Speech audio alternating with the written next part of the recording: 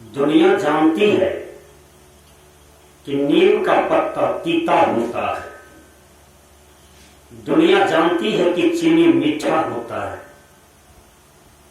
दुनिया जानती है कि इमली खट्टा होता है। और कोई इमली की खट्टा को छुपाने के प्रयास करे, कोई नीम के तीतापन को छुपाने का प्रयास करे, कोई चीनी की मिठास को छुपाने का प्रयास करे, क्या वह छुपेगा? नहीं छिप सकता है। इसलिए शायर कहते हैं, सच्चाई छिप नहीं सकती बनावट के वसनों से। सच्चाई कभी नहीं छिपता है, वह प्रकट होके रहता है। आप चोरी करें, वह बड़ी चोरी हो कि छोटी सी चोरी हो, आपके अंदर में जो परमात्मा बैठे हैं, वो परमात्मा जानते हैं कि तुम यहां गलत किए हो। और परमात्मा तुमको माफ नहीं करता है। और परमात्मा कहते हैं यह गलत एक दिन जरूर प्रकट हो जाएगा। जैसे रोड पर कुत्ता मर जाता है, बिलार मर जाता है, और कोई चाह ले कि उनसे बदबू नहीं आवे, क्या ऐसा हो सकता है? ऐसा नहीं हो सकता है। मरा हुआ शरीर है, उनसे बदबू आएगी, चाहे वो किसी का भी शरीर हो, और कोई चाहे कि हम इस बदबू को ढक देंगे, नहीं हो सकता है ना। उसी प्रकार सच्चाई छिपता नहीं है, चाहे किसी के जीवन की सच्चाई क्यों न हो। भक्त प्रहलाद तपस्या करते हैं, और तपस्या का फल जब प्रकाशित होता है, भक्त प्रहलाद की सच्चाई का विजय होता है, क्या प्रहलाद को कोई ढकना चाहता है या दुनिया ढकना चाहती है? खास करके उनका पिताजी प्रहलाद के जीवन लीला को ढकना चाहते हैं, कहां ढक पाए? तो सत्य नहीं छिपता है, सत्य को ढका नहीं जा सकता, वो प्रकट होकर रहता है। क्योंकि सत्य में शक्ति होता है, सत्य में पावर होता है, सत्य में चमक होता है। ध्रुव के जीवन में अनेक प्रकार की कठिनाई आई, अनेक प्रकार की समस्या आई। भक्ति मार्ग में ध्रुव डटे रहे और ध्रुव की सच्चाई का विजय हुआ। मां मीरा सत्य पर चलती है, और मीरा के जीवन में अनेक प्रकार की समस्या आई, अनेक प्रकार की प्रश्न आए, अनेक प्रकार के उलझने आया, लेकिन मां मीरा सबको झेल लिया और उनका सत्य प्रकट होकर रहा। मां सीता के जीवन में कलंक थोपा गया, लेकिन सच्चाई प्रकट होकर रहा कि सीता तो सती नारी है, सीता तो भगवान राम के सिवा किसी को नहीं जानती थी, और सीता की सच्चाई दुनिया में प्रकट हो गया। आज सीता घर घर पूजी जाती है। तो सच्चाई नहीं छिपता है। आप सत्यवादी आदमी को कितनों भी झूठ बनाओ, कितनों भी किसी भी प्रकार की कलंक दो, वह नहीं रहेगा, वह मिट जाएगा। किसी को झूठा कलंक लगाना पानी के बुलबुले के समान होता है। जब पानी का बुलबुला क्षण भर के लिए आता है और तुरंत मिट जाता है, उसी प्रकार जो असत्य है असत्य है, जो सत्य है सत्य है।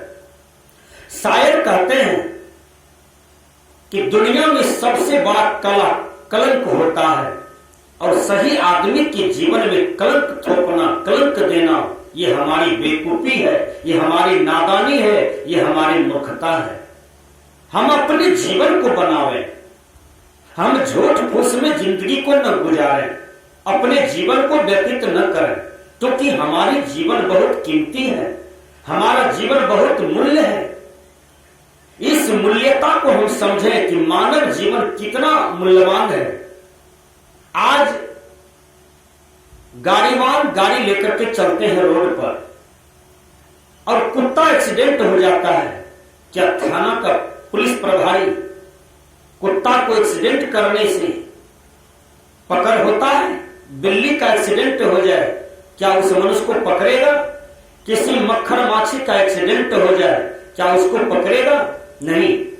जब एक मनुष्य को थोड़ा सा धक्का भी लगा दीजिए तो आपको पुलिस प्रशासन पकड़ लेंगे, क्योंकि मानव का शरीर बहुत कीमती है, मानव का जीवन बहुत कीमती है। इसलिए इसकी मूल्यता को समझना चाहिए। इसलिए हम एक क्षण भी बर्बाद न करें, एक पल भी बर्बाद न करें, क्योंकि जो समय बीत जाती है, जो समय चला जाता है, वह नहीं लौटेगा। आज ये मानव शरीर में हम जवानी को पाते हैं और यह जवानी में भक्ति करें, राष्ट्र की सेवा करें, समाज की सेवा करें। यही जवानी में माता पिता की सेवा करें, दादा दादी का सेवा करें। यही जवानी में जो भी करेंगे हम जवानी में करेंगे, क्योंकि लड़कपन तो हमने खेल में बिता दिया और बुढ़ापे में रोग पकड़ लेता है, बुढ़ापे में शरीर निर्बल हो जाता है। जवानी में बल रहता है, जवानी में मनुष्य वीर्यवान रहता है, जवानी में ताकत रहता है। इसलिए जवानी का सदुपयोग करना चाहिए, व्यर्थ नहीं करना चाहिए। संतों ने कहा, शायरों ने कहा कि सच्चाई छुप नहीं सकती बनावट के वसनों से। सच्चाई कभी नहीं छुपती है। कितनों भी प्रकार की हम बुद्धि लगा दें, कुबुद्धि लगा दें, पेच पांच लगा दें, दांव पेच लगा दें, लेकिन सत्य तो प्रकट होकर के ही रहता है। विचार कीजिए, आज तक किसी की सत्य ढका नहीं जा सका, चाहे दुनिया की कोई भी लोग क्यों नहीं हो, उनका सत्य उनके पीछे लगा हुआ रहता है।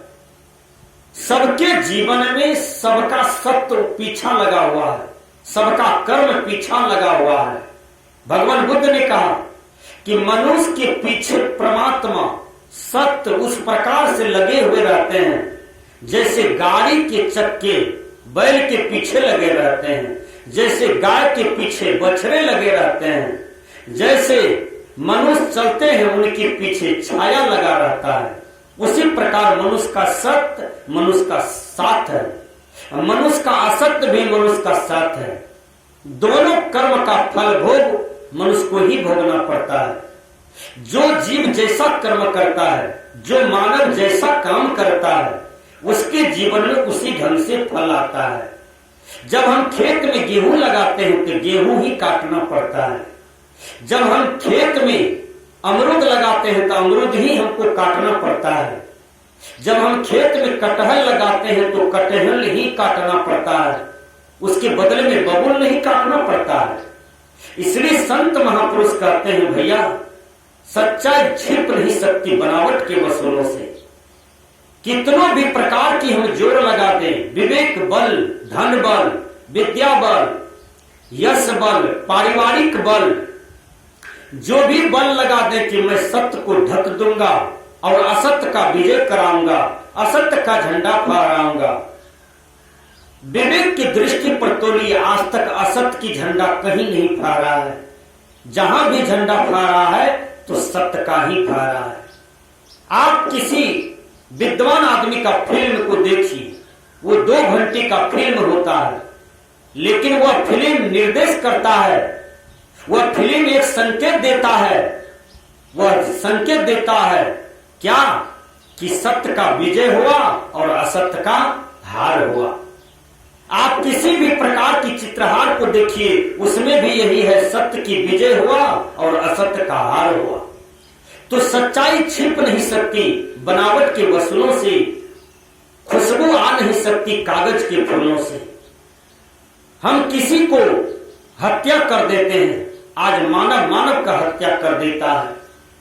धन लोभ के लिए, जमीन लोभ के लिए, टका पैसा लोभ के लिए, इस लोभ की चक्कर में मनुष्य मनुष्य का हत्या कर देता है और चाहता है कि ये हत्या हमने किया तो ये पच जाए, लेकिन नहीं पचता है। एक दिन वो भी उदय होकर के ही रहता है, एक दिन वह भी प्रकट होकर ही रहता है।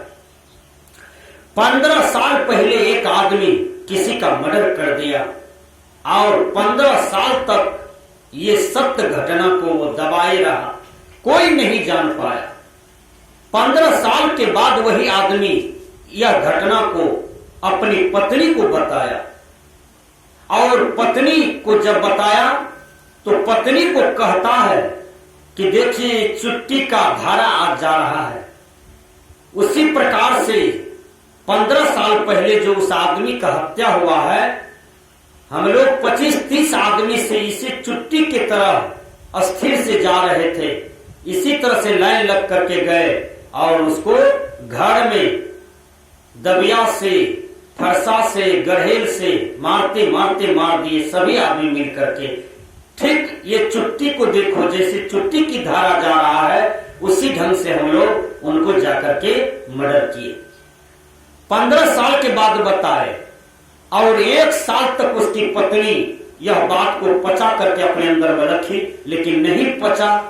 वो गई एक जगह शादी में और शादी में किसी महिला को बता दिया।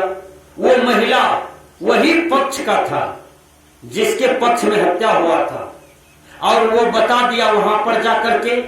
उसके बाद फिर पुलिस कंप्लेन हुआ, फिर इनको पकड़ा गया, गवाही को खोजा गया और वो आदमी 16-17 साल के बाद पकड़ा गया। तो विचार कीजिए, क्योंकि जो सत्य है वो प्रकट होती रहता है। कोई चाहे कि मैं सूरज को ढक दूं, उसकी रोशनी नहीं आने दूं, तो क्या ये क्षणिक हो सकता है? लेकिन सूरज की रोशनी पृथ्वी पर आएगा ही, क्योंकि यह परम सत्य है, उसको कोई नहीं ढक सकता है। उसी प्रकार सत्य सत्य है। सत्य सभी मानव के जीवन में है, सभी जीव जंतु के जीवन में है और सत्य पर जो चलते हैं उसके जीवन में कठिनाई होती है, समस्या आती है, दुख आता है, लेकिन सत्य पर जो डिगे रह जाता है तो विजय उनका ही होता है। इसलिए शायर कहते हैं कि सत्य पर विश्वास करो, सत्य ही परमात्मा है, सत्य ही भक्ति है, सत्य ही भाई है, सत्य ही मनुष्य का रक्षक है, सत्य ही मनुष्य का माता पिता है। इसलिए सत्य मार्ग को पकड़ो, तुम्हारे जीवन का कल्याण होगा।